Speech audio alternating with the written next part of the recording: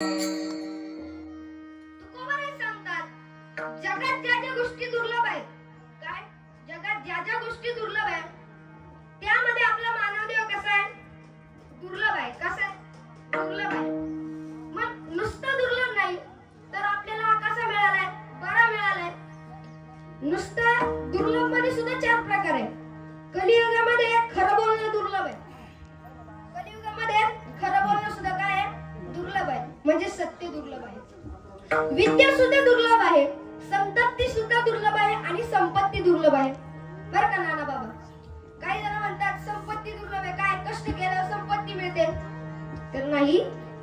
प्रयत्न अधिक प्रारब्धाची जोड असेल तरच आपल्याला संपत्ती मिळते. यावरून एक दृष्टांत सांगतो, ते आधी भजन करा. विठ्ठल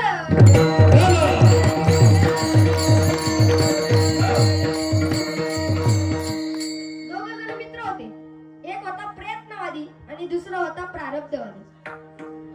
प्रयत्नवादीच्या मनामध्ये विचार असा असायचा की आपण प्रयत्न केले तर आपल्याला सर्व काही गोष्टी मिळतील आणि आपण जर प्रयत्न नाही केले तर आपल्याला काहीच नाही मिळणार.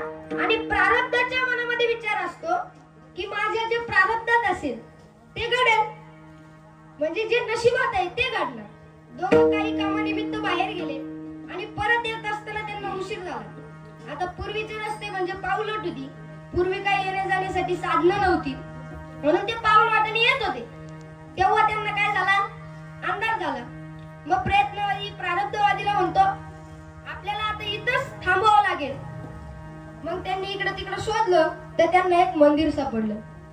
ते त्या मंदिरामध्ये गेले, पण त्या मंदिरामध्ये लाईटची सोय नव्हती, अंधार, सगळा अंधार होता. म्हणून ते त्या मंदिराच्या ओट्यावर जाऊन बसले. मग प्रारब्धवादी आणि प्रयत्नवादी यांना तर भूक खूप लागलेली होती. मग प्रयत्नवादी प्रारब्धवादीला विचारतो, आता भूक लागली, आता काय करायचं? तर प्रारब्धवादी म्हणतो माझ्या नशिबात जर जेवण असेल तर मला जेवण मिळेल, नसेल तर नाही मिळणार. मग प्रयत्नवादी म्हणतो असा विचार करून जमणार नाही. मग तो प्रयत्न करायला सुरुवात करतो. तर तो मंदिराच्या गाभाऱ्यामध्ये जातो आणि तिथे जाऊन शोधाशोधी करायला लागतो, काही मिळतंय का आपल्याला. मग त्याला एक गावरान तुपातला शिरा मिळाला. काय? गावरान तुपातला शिरा मिळाला. आणि तो ते काय करायला? शिरा खायला लागला. पण त्या शिऱ्यामध्ये खडे होते, खडे. ते तो खडे तोंडात आले का प्रारब्धवादीला मारायचं. काय करायचं? मारायचं. पाठ झाली ते पुढच्या प्रवासाला निघाले. प्रारब्धवादी प्रयत्नवादीला विचारतो काल तुम्हाला खडे का बरं मारत होता? प्रयत्नवादी म्हणतो अरे तुझी टिंगल करीत होतो.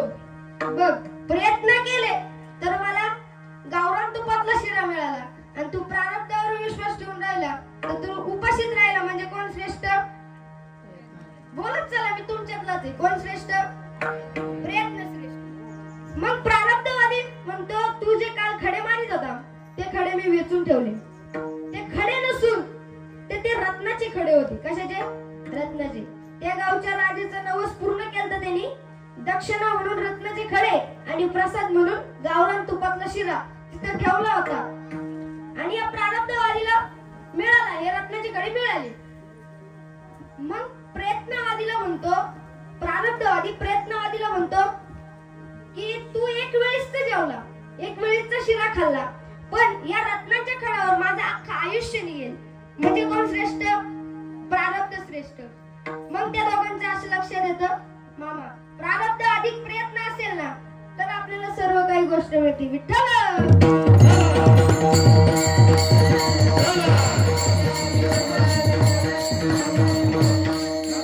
आई वडील सुद्धा दुर्लभ आहे. काय? आई वडील सुद्धा मिळणे काय आहे? दुर्लभ आहे. आई वडील सुद्धा कसे आहेत? दुर्लभ आहे. ज्यांना आई वडील नाही त्यांना जाऊन विचारा आई वडिलांची किंमत काय असते. डोंगरा आड गेलेला सूर्य पुन्हा उगवेल. काय? डोंगरा आड गेलेला सूर्य पुन्हा उगवेल, पण माती आड गेलेले आई बाबा पुन्हा दिसणार नाही. म्हणून आई वडील सुद्धा कसे आहेत? दुर्लभ आहे. तर मग सुभाषितकार सांगतात आपला हा देह कसा आहे? दुर्लभ आहे. पुनर्वित्तम पुनर्मित्रम पुनर्भार्या पुनर्मयी एतत् सर्व पुनर्लभ्य न शरीरम पुनः पुनः. सगळ्या गोष्टी पुन्हा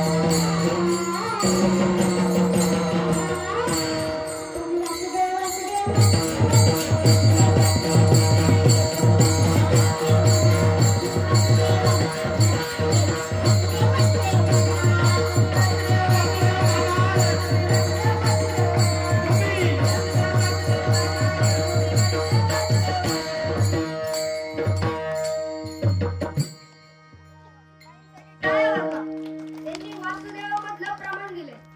नरदेह दुर्लभ जाण, शतवर्षाची गणना, त्यामध्ये दुःख यातना तुम्ही आठवा. मधुसूदन बर का, गोरडे अण्णा, नादबाबा 21 दुर्लभ म्हणतात. काय नादबाबा 21 दुर्लभ म्हणतात, पण माऊली ज्ञानोबा आहे 3 वेळा दुर्लभ म्हणतात. दुर्लभुरे दुर्लभुरे दुर्लभुरे, संसार का तुम्ही नेना, आहार निद्रेसाठी दवडीता माणूसपणा. आपण काय करतो, आहार आणि निद्रा यासाठी आपला देह खर्च करतो, भगवंताच्या नामस्मरण करतो का नाही. तर आपल्याला नुसता देह दुर्लभ मिळालेला नाही, तर 84 लक्ष योनी मधून सुद्धा दुर्लभ मिळालेला आहे. मी तुम्हाला 84 लक्ष योनी सांगतो, त्या आधी भजन करा. विठ्ठल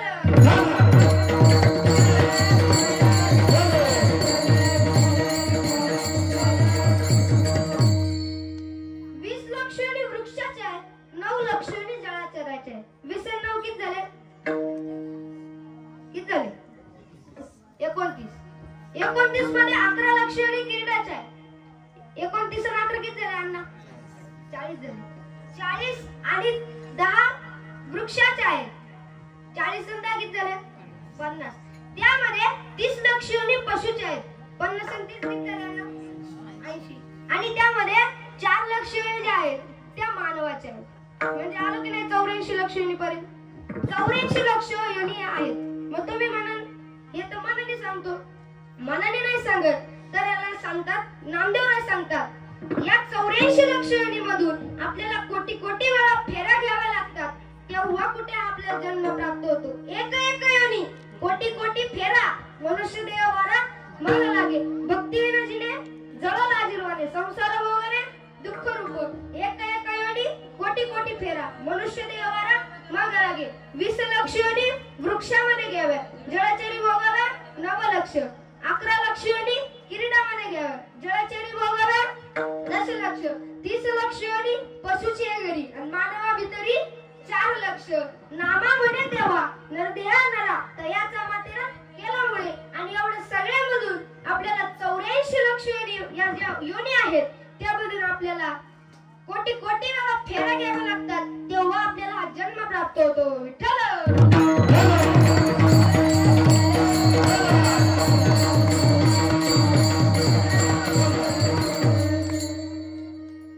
कोटी कोटी वेळा फेऱ्या घ्याव्या लागतात, तेव्हा आपल्याला जन्म प्राप्त होतो.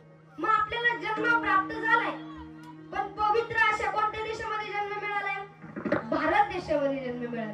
भारत देश हा काय पवित्र आहे, तर नाथबाबा त्यांच्या भागवतामध्ये सांगतात, भारत खंडी नरदेह प्राप्ती हे परम भाग्याची संपत्ती, तेथेही विवेक परमार्थी, याचा वशवर्त मी परमात्मा. म्हणजे हा देह कसा मिळालाय, दुर्लभ मिळालेला आहे आणि पवित्र अशा भारत देशामध्ये मिळालाय. अजून जर सोपं प्रमाण पाहून गेलो तर तुकोबर आहे काकड्यातील 3ऱ्या मालिकेतील 3ऱ्या अभंगातल्या पहिल्या चरणामध्ये सांगतात,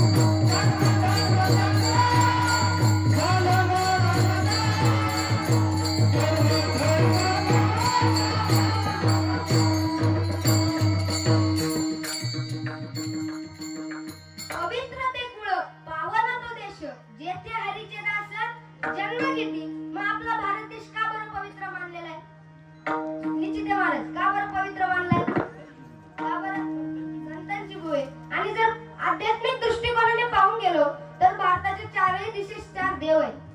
जगन्नाथो रंगनाथो द्वारकानाथ एवच बद्रीनाथ चतुष्कोणे भारतस्था विवर्तते. जगन्नाथ पूर्वेला आहे, रंगनाथ पश्चिमेला आहे, द्वारकानाथ उत्तरेला आहे आणि बद्रीनाथ हे दक्षिणेला आहे. सांगायचं तात्पर्य एवढंच, मनुष्य देह कसा मिळालाय? कसा मिळालाय महाराज? दुर्लभ मिळालेला. मग नुसता दुर्लभ नाही तर शास्त्रामध्ये 14 भुवन सांगितलेले आहेत, त्यामध्ये सप्तलोक आहेत. त्या सप्तलोकांमधून सुद्धा कसा मिळालाय? दुर्लभ मिळालाय. मी सप्तलोक सांगतो, त्या आधी भजन करा.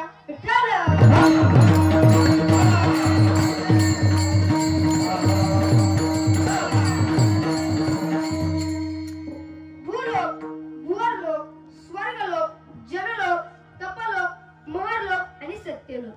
बाकीचे लोक भोगभूमी असून पापाचा अथवा पुण्याचा लोक त्या ठिकाणी नाही. मग आपण कर्मभूमीवर आलोय, म्हणजे आपण कर्म केली पाहिजे.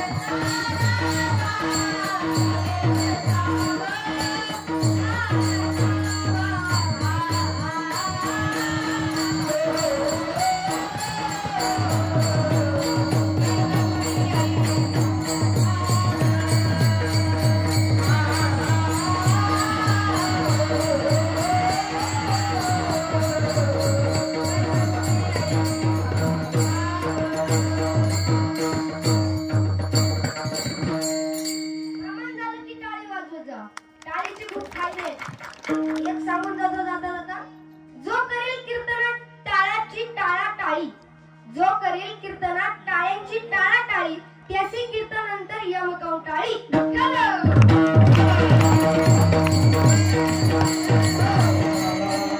आता बाबा किती जोरात टाळ्या वाजले.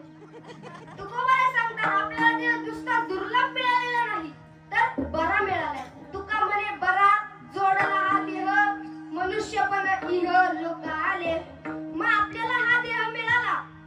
काय? आपल्याला हा देह मिळाला, पण कळाला का बाबा? नाही. आई वडील मिळाले पण कळाले का? नाही. देव आहे पण कळतो का मला? नाही. संत मिळाले पण कळाले का? बायको मिळाली पण खरं सांगा कळाली का?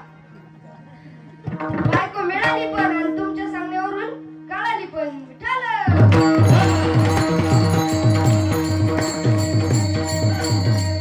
म्हणजे आपल्याला हा देह कसा मिळालाय?